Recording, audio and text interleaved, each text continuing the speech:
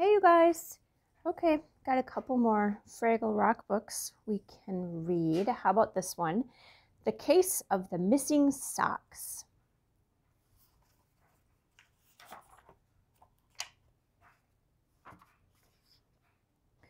This one is about Boober.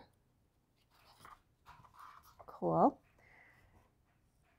Suffering socks. Wembley heard the scream and dropped the doozer stick he was holding. His fur stood on end. Someone was yelling and sounded like Boober. Wembley looked around, but there was no Boober in sight. I'd better go see what's going wrong, he thought, so he ran off toward Boober's cave.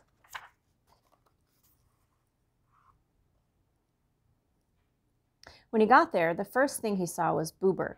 The second thing he saw was Boober's clothesline. On the clothesline, as usual, were Boober's socks. Boober, who was usually blue, was looking sort of red. He was staring at one of the socks on the line, and he seemed very annoyed. "What's the matter?" Wembley asked. "I heard you yell."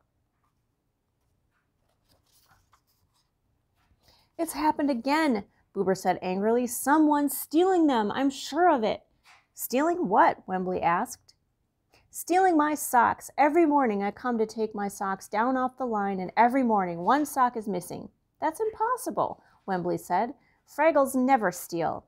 "It's not impossible," Boober retorted. "Look." He pointed to an empty space in the even row of socks. One of them was definitely missing.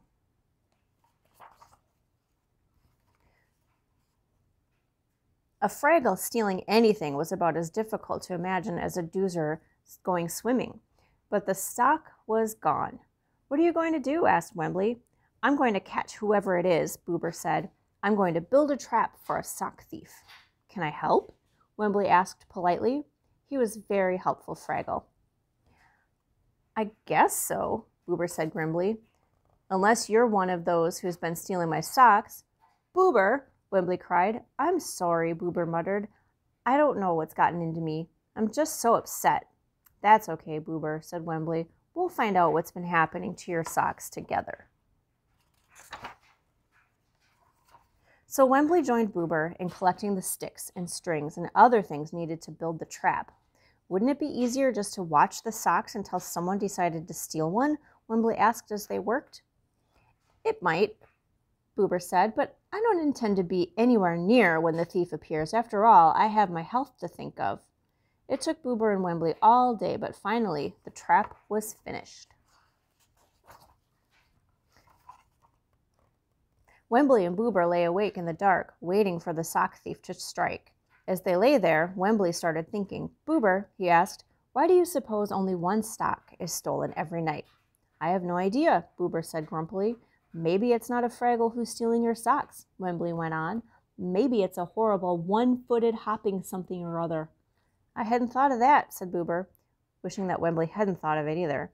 Or maybe Wembley was just warming up. "It's a big blue-nosed Grubel looking for a nose warmer. It's enough to curl your tail just thinking about it." It was more than enough to curl Boober's tail. In fact, it had tied his tail into an unusually big knot.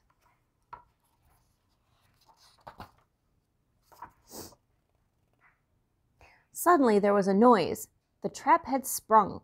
Boober and Wembley looked at each other. "Maybe," Wembley began, "we'd better forget the whole thing."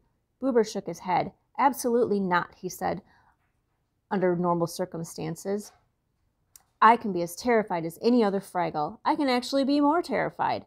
But those are my socks." With that, he jumped out of bed. Wembley couldn't let Boober go alone, so he got up too.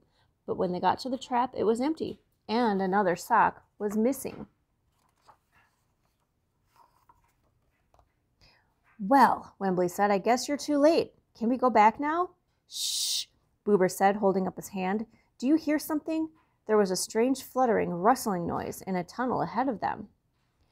"That must be the thief," whispered Boober. "Follow that sound," and follow it they did, up and down and around, and finally out of Fraggle Rock and into the wilds of the Grog's garden.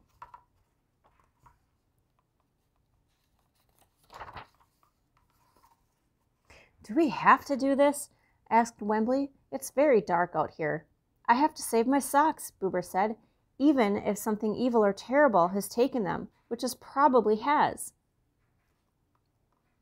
Wembley had never seen Boober as so brave. As a matter of fact, he had never seen Boober brave at all. Boober was usually a terrible coward, but he loved his laundry, and love is often stronger than fear.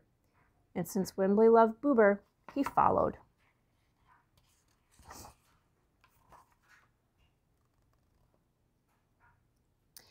The Gorg's garden seemed to grow darker and darker. The sound of the wind in the trees turned into whispery laughter. Stones rose up from the ground to trip them, and the tall grass reached to grab them.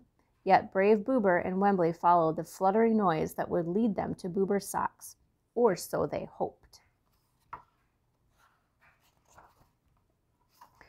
Finally, they stopped in front of a large tree.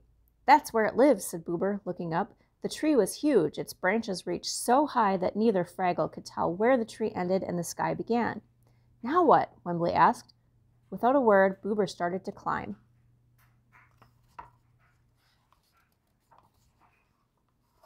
"You know," Wembley said, climbing up after him, "whatever's up there probably can't be as bad as the things we've been imagining." "It's probably worse," Boober answered, "but I don't care. It has my socks." Those two friends climbed and climbed. They climbed so high that they could barely see the ground. They finally reached the topmost branches of the giant tree.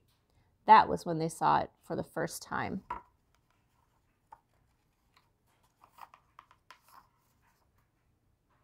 It's a little flutterbug," cried Boober, almost falling out of the tree. "So this is where they live. And those are your socks," Wembley breathed. "I guess flutterbugs like socks as much as you do." "No," said Boober gently. "Look again." Wembley did, and what he saw made him start to smile. All 5 of Boober's socks were hanging from a branch, all in a row.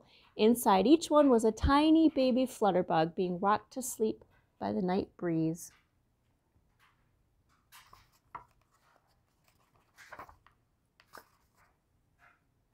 Without another word, Boober and Wembley climbed down the tree again.